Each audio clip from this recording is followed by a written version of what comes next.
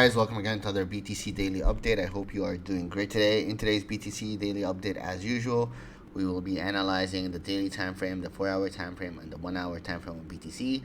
So stick around to the end of the video because it will get very informational. As always, like, share, and subscribe. It means a lot if you can help the channel grow. With that being said, let's just get started, jump straight into the charts and see what's happening with Bitcoin. We're gonna be obviously starting with the daily. It's the easiest time frame right now to analyze, with the easiest trajectory and direction. The daily time frame, as per yesterday's video, I told you that what we needed in order to remain bullish on the daily is that we need basically consecutive daily candles which have higher highs than the previous candles, and we're getting that. I mean, we got the first one at 64.9, then we got another one at 65.3, and then we got another one at 66.159. So we're still on track. We're still on track towards this area right here. This is the area where it's most important for me to study a reaction on the daily, obviously. And the daily indicators still are signaling like they still have juice left in them. They're not. It's not over yet. We will realize that they're over once the smaller time frames start to flip bearish and we start to see bearish structure. All right, consolidation like this, or just basically a halt to the movement upwards. So this is for example, in this scenario right here, we had daily consecutive candles that basically just stopped. You know, they stopped around this area, and that's it. And obviously the indicators followed. So the indicators were maxing out their bullish momentum, yet the price was just still holding. So that is just a bearish sign. So that's what we were looking for on the daily. Till now, we don't see that. Till now on daily, we're good to go.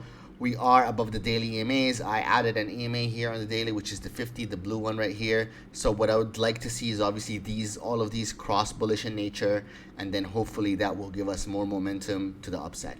Just two things to note before I switch to the 4-hour time frame and to the 1-hour time frame on the daily, which obviously translates to the next 5 to 10 days. It's very important for Bitcoin to continue the rally upwards, okay, towards the top of the channel. And it's very important, but what is more important than that is for BTC to cross bullish on the daily EMAs. That's so important. The reason being is because if we do cross bearish on them, or we don't cross bullish and we just start to consolidate similar to what happened here or here, then we would expect another drop to the bottom of the channel. There's a lot of liquidity at the bottom. We have this huge gap, if you remember, that I told you about, and I told you these gaps tend to be filled, and they don't need to be filled in a day. So we don't need to have a god candle to the bottom. It could take some time. It could we could chop and then we fill them down, and this will be the daily retracement. I hope that doesn't happen, because if that does happen and we start to see that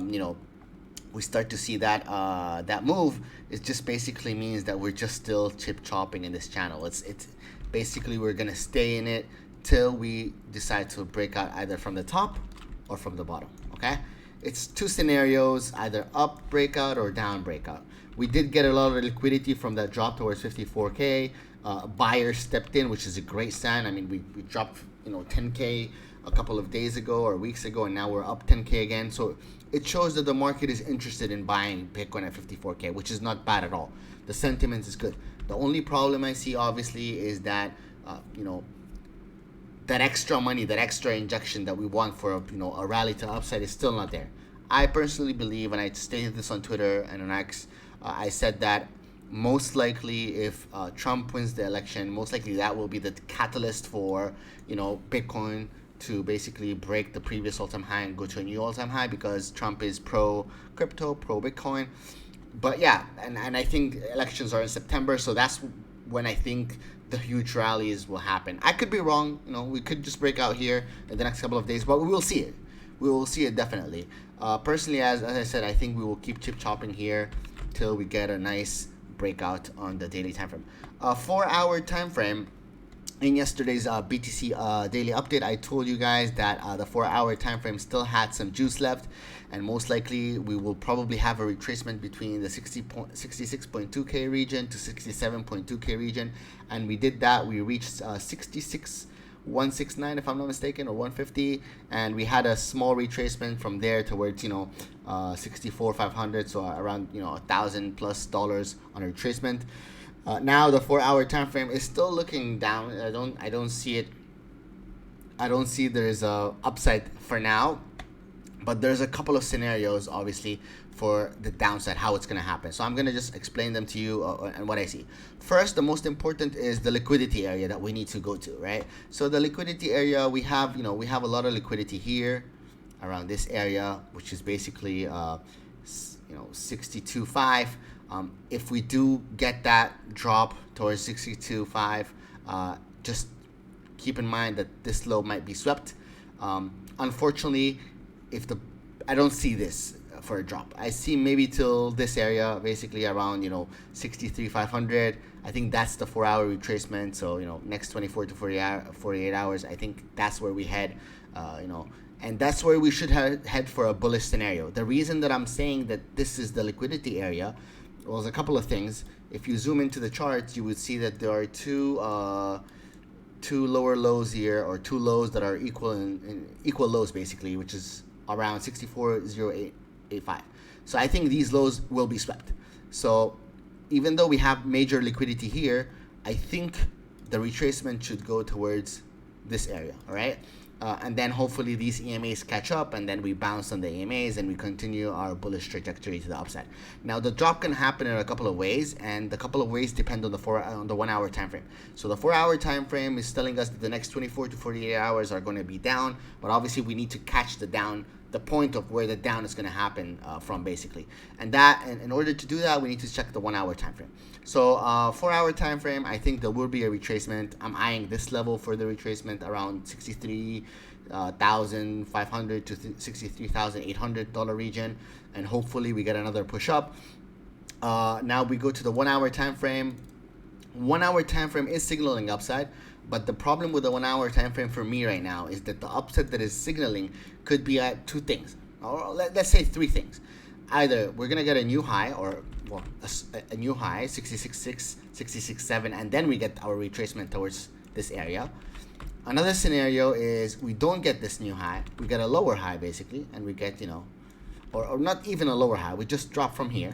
You can call this a lower high if you want, and then we head towards the 63.5 to 63.8K area.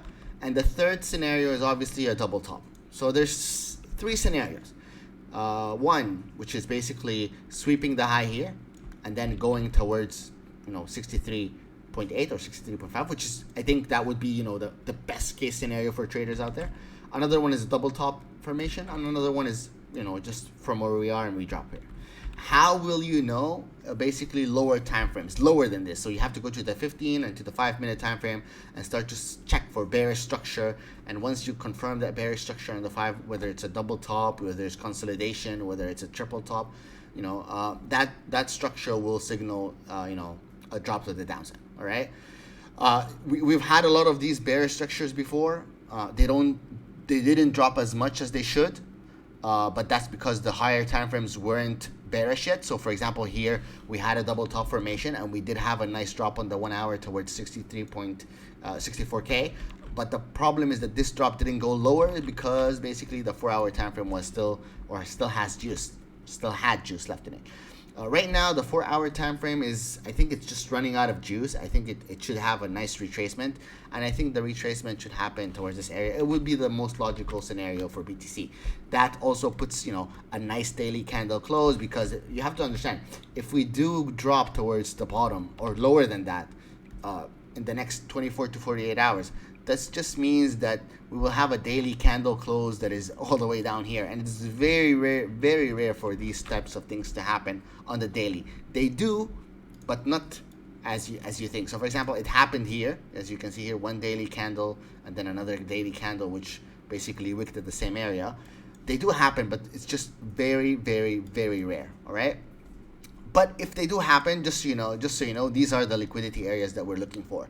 We're looking for the liquidity area here around, I would say like that. I would say this. This is a liquidity area around this area, and we have another liquidity area around here. Now, there's one more thing for before I finish the BTC daily update, because we talked about the daily time frame, we talked about the 4-hour time frame, and we talked about the 1-hour time frame. There's just one more thing left. I personally believe that if BTC loses 60, I would say, I mean, if we break the 60K area, if we break 66.6 and we have a daily candle close below 66.6, then just know that that gap that we talked about on the CME is going to get filled. And that gap is as low as 57. So we could have an easy 3K drop, basically, on BTC. And obviously, we will start to see the telltale signs of this happening, basically, is us losing the 4-hour EMAs. For example, right now, the 4-hour EMAs, the main ones for me, are coming in around 62,300. So as long as we're staying above this area, which is this previous supply and demand zone, we're good. But once we start to lose the 4-hour EMAs, once we start to lose this area on the bottom, and once we start to close daily candles below the heartline of the channel, most likely we'll head once more towards the lower end of this channel. Again, till we find a breakout. And that is it for today's BTC daily update, guys. I hope you enjoyed it. As always, like, share, and subscribe. It means a lot if you can help the channel grow. And I will see you again next time. Bye-bye, guys.